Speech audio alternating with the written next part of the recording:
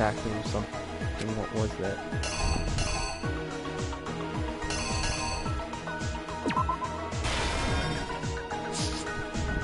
When Mastermind attacked me, who was it that stopped him? After their surprise attack and failed, the Mastermind fled my room.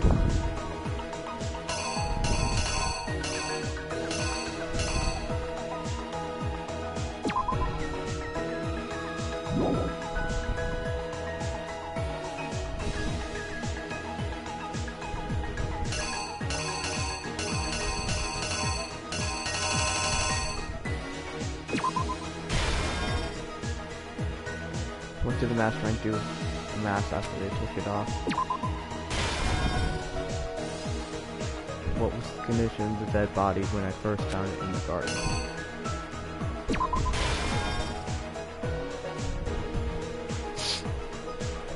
We couldn't identify the mysterious body because it got blown up.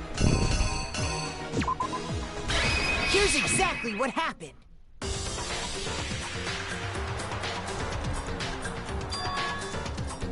We met the ultimate fashionista, Junko Enoshima, right after we all arrived here. But that wasn't the real Junko. The girl we saw before us was actually the 16th student who had taken Junko's place. And that girl's name was Mukuro Ikusaba.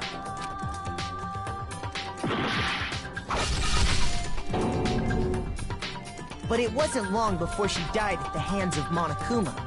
In other words, the mastermind, Junko Enoshima.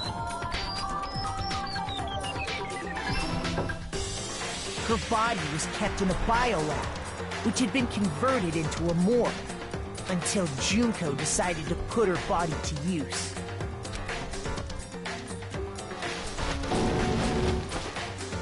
Junko dragged the body out of the biolab, using the tarp to carry her to the garden. She fabricated the murder to try and frame Kyoko, who'd proven to be one big thorn in her side. Meanwhile, she wanted us all to think Mukuro was still alive and hiding somewhere inside the school.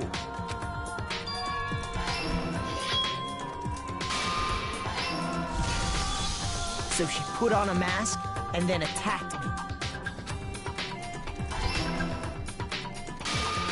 After making sure I'd gotten a good look at the mask, she left the room. Then she put the same mask on Mukuro's body.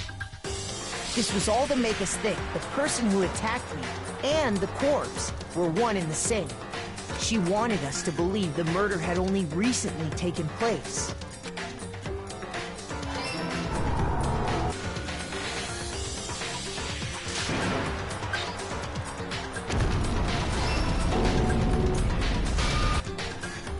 Finally, by strapping a bomb to the body, she was able to destroy any remaining evidence.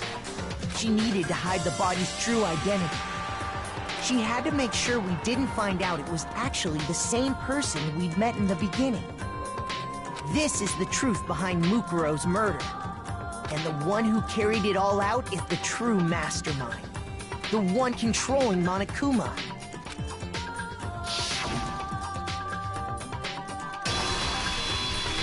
The real Junko Enoshima!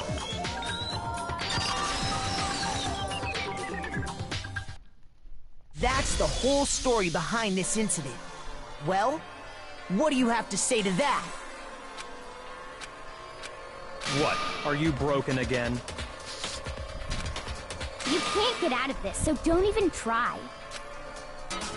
Come on! It's time you finally revealed yourself!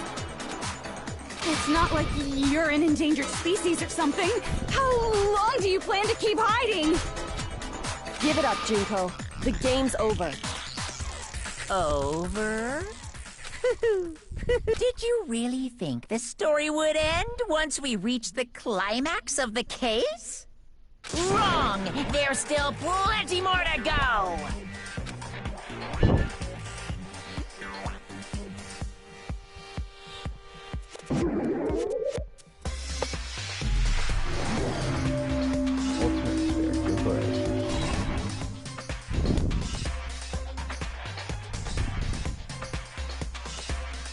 We have been waiting! Waiting so very long for peasants like you to appear! What the fuck is her voice? If you swear your fealty to us, we will reward you with half of the entire world! We've even drawn up the deed already! We will grant you honor, status, in some of our home cooking! Have you made your choice? Will you serve under us? Oh, did you think I was being serious? Sorry, I was just messing with you. It's been so long since I've had an audience. Even I'm not sure what kind of role I'm supposed to play. Her voice went from so generically evil to now she's just like so like I don't even know like how to describe it. It's just so like Paul. This is the mastermind. She's a real true fan of stuff. Anyway, looks like I've finally been set free. Like listen to her voice, like genuinely, like I can't even like describe. Like I can't even describe it. It just sounds like so basic and normal and boring. Like it's so hard like to describe. That's like Having to play Monokuma all the time, day after day. It was like I was stuck in purgatory, or like a slow suicide. I get bored so easy, you know? Your face! Huh? What about my face? What's wrong with my beautiful face? People have told me I'm cuter than 100 chihuahuas combined. I feel like this isn't the first time I've seen you. no, I do remember seeing it. I'm sure I've seen her too.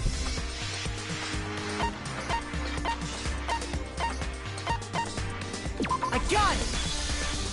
That's right! It was before I ever came to this school. I remember seeing a magazine cover. And you were on it! Wow, you have a pretty good memory. I guess that's why you've made it this far, huh? So I was right.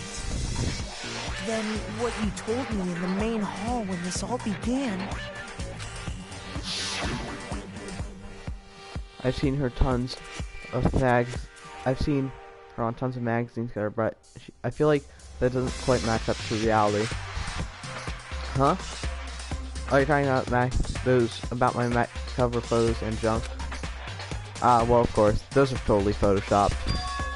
Photoshopped? Yeah, you know, edited hell and back with like computers and junk. Oh, so they aren't real? Sometimes a little lie is necessary to keep things moving along. Wouldn't you agree? That explains why she didn't quite seem the same. Because she was a different person all along. I'm me. And Mukuro is Mukuro. She tried her best. But there's just no way she could have passed as the ultimate fashionista. Two people can never become one as long as the walls of mind and body exist. Not even if they're twins. Twins? I know, it's such a cliche, right? I'm almost embarrassed to admit it. So basically, Mukuro and I had your stereotypical twin relationship. The older sister, tough and proud. That was Mukuro. The younger sister, smart and cute. That was... Me! Junko fucking Enoshima!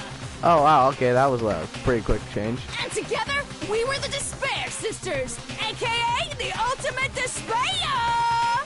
Whoa! She's a totally different person now! Like I said, I get bored easy as hell! I even get fucking bored with myself! But if you're twins, why do you have different last names? Oh, that again?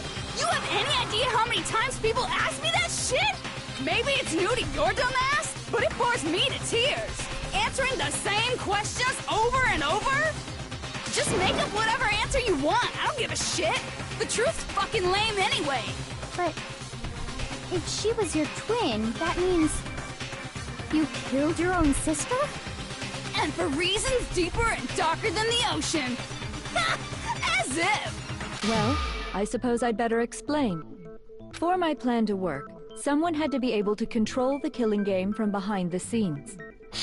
The so-called mastermind had to operate Monokuma, keep an eye on everyone, things like that. But after looking at the situation, I determined it would be impossible for Mukuro to perform such duties. Because naturally, she turned out to be the letdown of the family, leaving me behind to run off and join some band of mercenaries. Such a disappointment. So, I decided to play the role of director and have her join the rest of you in your school life. I could have let her work alongside me, but she would have been useless to me that way. Besides, 15 students seemed like a solid number to start with. Of course, the fact that she was the ultimate soldier posed something of a problem. She had what I call the 3 atrocities. Atrociously rank, atrociously filthy, atrociously repulsive. It was atrociously clear just how out of touch she was with the rest of society. Meanwhile, my ultimate fashionista status has an undeniable appeal that I didn't want to go to waste. And that's why you switched identities? Sadly, her inability to match my personality was even greater than I'd calculated. It was a lost cause. She was nothing more than a bit player, an extra unworthy of lines. Being the utter disappointment that she was, anyone would have expected her to get killed off right away. Which is precisely why I killed her, to meet everyone's expectations. That can't be your only reason, can it? Well, no, of course not. I also did it to avoid becoming bored. I've never been a stickler for following a plan to the letter, you know? If I planned everything out and knew just what was gonna happen, that'd be so boring. So, I changed things just a bit and decided to use Mukuro to make a little point. In other words, Mukuro's death was a one-sided, premeditated act of betrayal. Just as I suspected. When Mukuro was killed, she must have been as surprised as anybody else.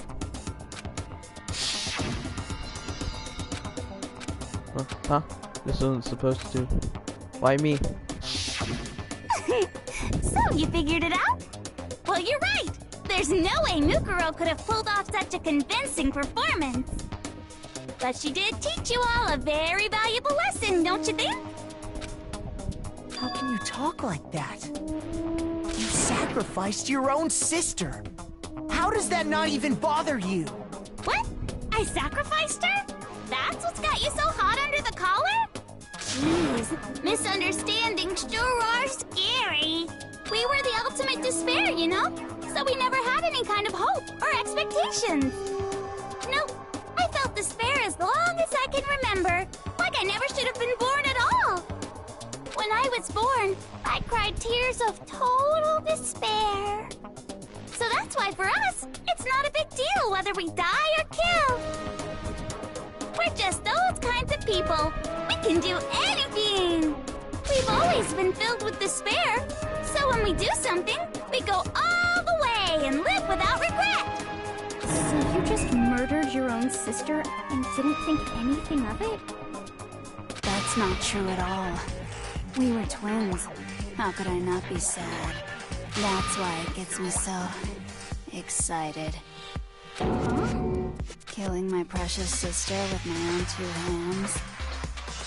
That act is filled with so much despair. You can't help but put a super in front of it. It's like super, super, super, super, super despair. No, more than that. Super, super, super, super, super, super, super, super, super, super, super, super, super, super, super despair. It just feels so good. What the hell is wrong with you? And my sister too. In that moment of death, I think she must have felt